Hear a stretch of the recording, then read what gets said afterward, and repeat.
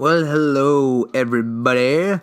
This is episode 18 of No Fatty Chickies 42E. There's gonna be a shit ton of F-bombs and a shit ton of shitstorms and shit bombs as well, so, parental advisory again. A lot of bad words. Yeah, for some reason, everybody just wants to reach out to me and ask why. The name. Honestly, I don't have an answer for you for like the 18th time. No Fat Chicks 42. So basically, the name of the show means that if you are 42 years old and you're fat and you're a chick, this podcast is not for you. I'm sorry, you gotta go. And then when you're 43, you can come back. A lot of stuff here. Just want to address the elephant in the room, as everybody listening to this probably knows just by the title. It's just me tonight, this evening. Too late for any guests to just throw on. I'm bored. It's been a while since a pod. So many fucking topics to talk about. My God, sports rock. I love sports. Every sport that I like, I love. See, not every sport. Some sports are just dumb, like boring. Like one sport that's awesome, but that's boring to watch, is darts. Because the reason why it's boring to watch, if you watch it, it's cool for a little bit, but the guys are so precise that it's really just like triple 20, triple 20, triple 20, triple 20, triple 20, triple 20, triple 20, and like I don't know. Just kind of, they're too good at it. And it's kind of like basketball too, which is obviously not boring to watch for most people. For me it is, but like it's like slam dunking. Like it's so easy for them to slam dunk, it just doesn't get me that excited. And you're ripping a slap shot, I don't know, it's not that easy to put that top net. So I don't know. But anyways, what I wanted to get into today, probably just some Dodgers, Kings, NHL trades, fantasy football teams, shit like that. So hope you're ready for some sports talks. If not, you must be a 42-year-old fat chick. Zinger, bitch. So yeah, the Dodgers tonight sweep the Shitskis. Oh, and Puig with a 3-run dinger in the fucking bottom of the 7th, Clutch McGee, and Buehler having 12 strikeouts, I think he notched tonight. That's awesome. That's the most strikeouts he's ever seen. He's coming in full form at the right time of season. So what I've been like really worried about is the Dodgers just not being a clutch baseball team. They have all these great players. They pay them all very well, very handsomely. And they have just so much depth, right? And for a while I was saying like they're the most underperforming team in the MLB because like I think I heard a stat where with 2 outs this season and runners in scoring position, the Dodgers are batting like 190. So it's terrible. And with that, it just scares you. You're like, okay, we're in the hunt, but like when we need a base hit, can we get that hit? Like, do we need a solo home run to get a run? Fuck. Like 2 guys on, 3rd and 2nd, 2 outs, behind the count, get on base. Right? Bring him in, get on base, either way. But they're turning it around at the right time of year. September, and which is funny because like they've been playing baseball for the entire year every day, and none of that fucking matters. Well, I guess it does matter to get him here, but still, it's just like, oh my God, it all comes down to one minute second, one minute inch, and it's like Jesus. So last year I was bummed because I thought that was the year for the Dodgers, right? To get beat like that, where you just have the clutchest team in the MLB, the Astros just whoop you, and you think you have it. Man, that's tough because to come back, you gotta win, or you gotta play 162 games. It's such a long season to come back from, and it's the same thing with hockey and basketball and these longer seasons. But still, like baseball, like oh my gosh, the amount of stories you have to create, and so. Really was worried they weren't going to be able to get it done this year. And right now with the D-backs shit in the bed, and the Rockies getting shit skied, swept by us. We're looking pretty good. And people are coming around. So we'll see how Wood and Alex Wood and a couple other Rich Hill. Sorry, drew a blank. And Rich Hill do the next couple outings, and it's really nice to see our starting pitching come around. Because our bullpen looks like they're picking it up as well. So good time for the Dodgers to be firing on all cylinders, if you ask me. Drewski. Let's see here. I think some players I like on the Dodgers right now that are turning around. You see Muncy getting on base a lot more. Obviously in this series specifically with CT3 getting that fat home run. Fucking dingers, dude. My God, that gave me a fucking hard on. He put that shit right back where the pitcher threw it, high and inside, and he took it, boom, left center field for the game. Game 2 against the Shitskis.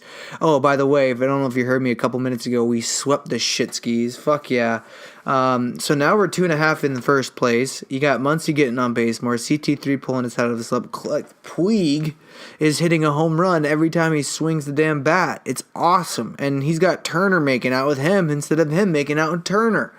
If you don't know, Turner, not Justin Turner, our hitting coach, I forget his full name. But anyways, his name's Coach Turner, whatever. He's our hitting coach, and Puig's got this thing because like the hitting coach has turned Puig's season around or his career around, where like every time Puig hits a home run, he runs and finds the hitting coach in the dugout and gives him a big kiss on the cheek, and the cameras eat it up. But now, since he's been so clutch, his fucking coach, Turner, has been kissing him on the cheek. And I think I even saw him put his hand over his lips and give him a kiss on the lips when he hit like his third dinger of a game or some shit.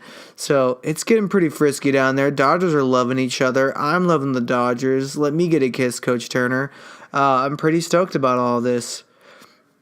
Yeah, so in summary, like they're just getting hot at the right time. A couple other people I want to shout out to is I like Bellinger. How with 2 strikes he's been trying to put the ball on the other side of the field. I mean, for Christ's sake, Bellinger, they put one infielder on that side of the infield. Can you just smack the ball? I wonder how Pete Rose feels watching the shift this day and age. Like, he must be coming unglued with all these selfish hitters trying to yank the ball for a double down the line or a home run over the field. Look at the fans. Oh, they love me. No, seriously, like, Pete I never watched him, but I've seen him talk about it because he's a badass. Like, he honestly would just stand, never change his swing. And he would just stand at different spots in the batter's box when he was in a slump to try to get out of it. When he found out like they were working him inside, he backed up and like outside the box. And when they were working him outside, he crowded the plate, like shit like that. So, and he could put the ball wherever. I mean, he's the greatest hitter of all time, and he must be like, oh my God, you are a fucking pro athlete getting $30 million a year or whatever. But you got to figure out a way to put the ball on the other side of the field. You're at it every day in the cages. Figure out how to slap it over there. And you see Bellinger doing that. So props to him as well. Really love what the Dodgers are doing. And got the best manager in the league. I don't care who you ask. Dave Roberts. Man, who wouldn't want to play for that motherfucker? That guy sold out every fucking night when he was a team, when he was on the Dodgers or any team. And with that, when he stole that base in Boston, that's got to be one of the craziest moments in baseball where he's just like, I'm stealing this base. Everybody knows I'm stealing this base. Nothing you can do about it. I'm taking this base. Who would not want to play for Dave Roberts? So stoked. So, yesterday, me and a couple buddies, shout out to Bandy, shout out to Batch, shout out to Brazzers, shout out to Cam, because we all were watching Brazzers, obviously. You gotta shout out to Brazzers. Like, dude, they're all on my account. We can watch it anytime. Live streams, 45-minute ride there, 30-minute ride back, Brazzers all the way. Best $10 a month I spend anywhere.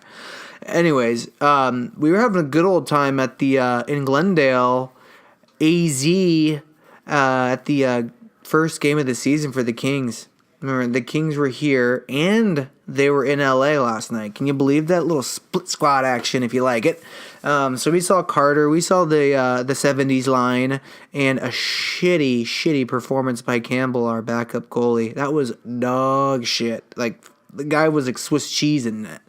But anyways, we were playing the Coyotes, and the Coyotes look fast. They scored 3 goals first period. Like, oh boys, this is, Yeah, but I mean, at the end of the day, it's first game of preseason, and we were looking good. I know we gave up 3 goals first period, but that was our Swiss cheese goaltender. I mean, we got tape-to-tape passes. Guys were flying down the wing with their heads up. I mean, it's gonna over the center of the ice, heads up, like looking both ways. You got guys, D-to-D passes, breakout passes that are getting our offense going. I really liked what I saw from our split squad here.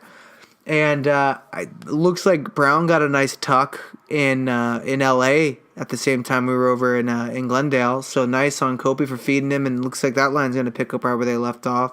I didn't really have a chance to see what Kovalchuk did or if he was playing, but damn, I was bummed he wasn't in our area. We got like $20 seats or $20 seats, like 7 rows up from the ice. It was tits. So good old time there. We sat in front of these or behind these Canadian people that helped me spell A, because I didn't know if you spelled A like in Canada when Canadians say it. Like, I don't know if you spell that with an EH or an AY, because I'm a fucking Southern Californian peasant that doesn't speak the true hockey language. You know what I'm saying? But I'm learning. Spittin' Chicklets is helping me out. Shout out to the boys. Biz, honestly, if you ever hear this shit, big fan. And Whit, you're hilarious. RA, awesome. Grinelli, can't forget about you. You guys rock. Guys, check out Spittin' Chicklets if you haven't already and you like hockey. What the fuck are you doing yourself? Listen to that shit. So anyways, they had the new Jumbotron, but guess what, guys? Guess what? At the game, they had like a little skirt on it. Like they were waiting to reveal it. Like, look inside, Brazzers. I was bummed. I can't tell you how many times I looked up to check the score and was just like, no, what the fuck? And you had to like look along that one small scoreboard that goes like all the way around the arena for some like how much time is left on this penalty? Fuck. So that was kind of annoying, but hey, next time when the regular season comes around, I'm ready to see that motherfucking Jumbotron, eh? So that's going to be fun. That's going to be good. Like, squad is just looking good, guys. If you're a Kings fan, it's going to be a doozy every year. Tape-to-tape passes. I'm telling you, the boys were flying. We lost 4-2, but the boys were flying. I mean, first game of the year, preseason. Man, my gosh. Walker, 61. Keep that guy. Sign him. Put him on the books. Who else? McDermott taking a nice cross-check penalty to the back. I saw it full as day, 7th row. Bam, cross-check. Nice one, bud. Sit for 2 minutes. Think about it. We were looking good. So anyways, yeah, then we put up another one of our goalies in there, Buja. And I think that's how you say his fucking name. Man, God, you can't get all these hockey guys' names right. It's just impossible. Let's just say it like it is. Sorry, people. And also, guys, I don't know why I feel like I'm talking to people here. There's like 12 people that listen to this. I'm not even kidding. We dropped bad, guys. We dropped bad again. We dropped like 8 users. I got up to like fucking 20 users, dude. Then everybody dropped.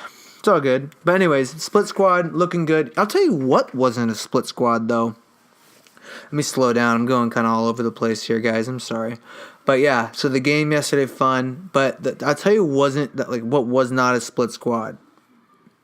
The Coyote Ice Girls were in prime form. They did not take this offseason lightly, and they brought their best A game. They were flying down the ice just like the Kings, and they were sweeping up that extra, powder as quickly as possible, as happy as possible. They were looking good.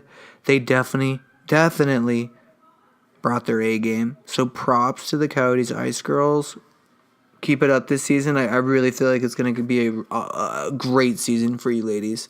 And I'm interested to see when we make it out to LA what the Kings ladies can bring. Like, I want to see it flying around. I want to see that ice clean. I want to see it look like it's a brand new period. Give me some Zamboni ice out there like Edmonton Oilers, eh? It'd be a good idea to have a nice little competition for these ladies. And I think the Kings can put up a good squad this year with these ladies. But from what I saw in Glendale yesterday, my gosh, these Kings girls are going to have their works cut out for them. Because, had some rockets on the ice, let me tell you that much. Rockets. That's pretty much all about that. I really wish the Coyotes would move closer. I would totally buy season tickets. I'm not just fucking saying that. Still might buy like a 10-game pass just for the shits and giggles. Cam, I'm going to hit you up on that. We're doing that. Sounds like a good idea right there, bud. We'll get some season tickets and we'll go eat some nachos and dip them in our dogs. Or dip our dogs in our nachos. How about that? I like them apples. Yeah, I don't want to say I hate the Coyotes because I like a lot of their players. But if we meet you guys in the playoffs, I'm going to hate you guys. I'm going to root for you guys all year, Coyotes. I'm going to root for you guys all year except for the games you play us. And except for the games you play where I need you to lose because you're playing somebody that, doesn't fucking matter. But you probably will matter this year because I feel like your young squad's going to be in the hunt. But if we meet you fucks in the playoffs, my God, it's not going to be pretty. I'm going to be pissed. Not going to be a fan of y'all. But a lot of good young players. I had no idea Mario Kempe, Adrian's older brother, was on the Coyotes. And I was like double taken. I got my phone out. The guy looks just like his younger brother. So I was like shitting bricks thinking, did we get rid of Adrian Kempe? What the fuck just happened? And, of course, not. I was wrong because I'm a dumb fuck. He's just got a brother in the league, just like every other Joe in the league. So, that's what it is. Anyways. That's it for the hockey talk. Oh, actually, check that. I just want to touch on one amazing point. We're staying in the West, I guess, in this pod because the Kings play Coyotes. And now my next point is about San Jose. So, we're obviously staying in the West this episode. You guys signing Erik Karlsson pisses me off so fucking much. I'm so mad right now. Like stealing our thunder. Well, first, we got our thunder stolen by Tavares leaving. Like, we signed Kovalchuk. Fuck yeah. We won the offseason. Then Tavares goes to fucking Toronto. Thank God he didn't go to fucking San Jose. I don't know what I would do if San Jose got him and Karlsson. They just broke the cap space. I don't even know if that could happen. But, like, fuck. That would have been nuts. But, yeah. So then Tavares goes to Toronto and takes the Thunder. And then Kovalchuk's so last news because Karlsson goes to fucking San Jose. And now they've got Burns and Karlsson, number one power play unit, most likely D to D all day. And they have got so much scoring power from the back end. Stealing the Kings' thunder. Pisses me off. And now we got to play them all the time? Fuck. This is going to suck. Yeah, the West is not going to be an easy league. Central's not going to be an easy league. It's going to be a tough year. And I tell you what, those Ice Girls, they're coming strong too.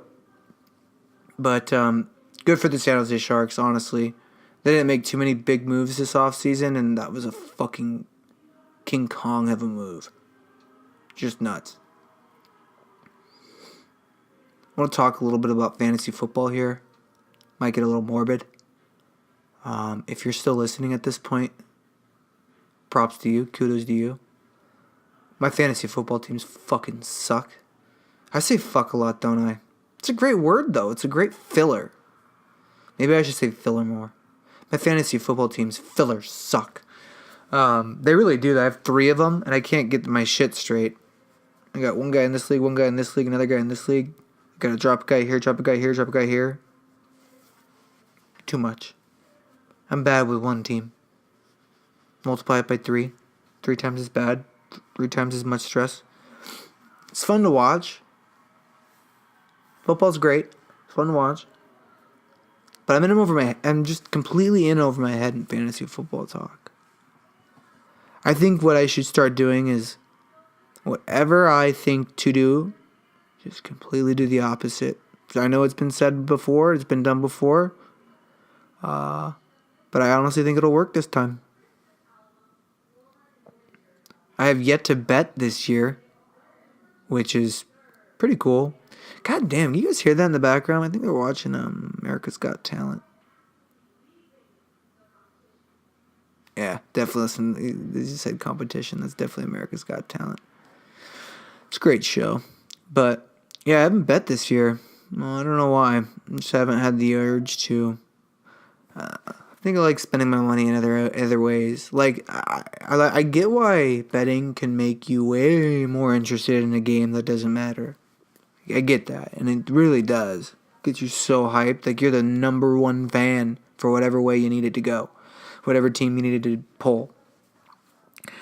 But I can get excited about games without having money on it.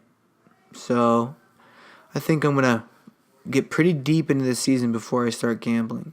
But I'll break. I'll bend. And then I'll bend again. Then I'll break. And then I'll probably lose some money. I'm not that good at betting. Betting in fantasy football, that's why I have them kind of grouped together here in this little segment, I guess. It's because I'm terrible at both. Fantasy hockey, not the case.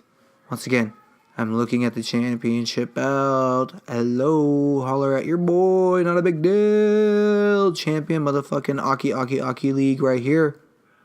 And JC, welcome to the league. I'm going to stomp your face in. I'm coming for you, bud. I'm really coming for you. I'm going to make sure you know that you enter this league as the previous champion. No one's defeated you. I'm about to knock you off your throne, bro. Just get ready for it. Just get ready for it. Just like the Kings are going to do if they meet San Jose in the playoffs. Ayo! But that belt is sexy. E.T., nicely done on it. I can't say it enough. Picker, it didn't happen.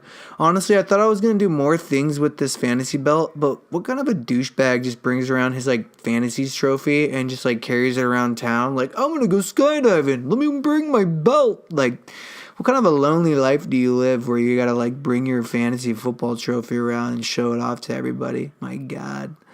So I leave it in the room. It's a little token of, hey, you watch so much goddamn hockey, the most hockey out of anybody in the league. You deserve this trophy. Bask in it. Keep it next year. But seriously, I won this and I was like, okay, well, that makes sense. I watched so much fucking hockey. I sure hope I would have won it because what a waste of time. No, I love hockey though. No waste of time.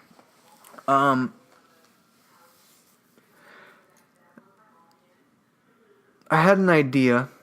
I'm going to share it with you guys, and I'm going to bounce. A little quick epi today. Got to get going. It's kind of late. I kind of want to upload it tonight, and I hope you guys enjoy this. But the idea I had is to do an official style show.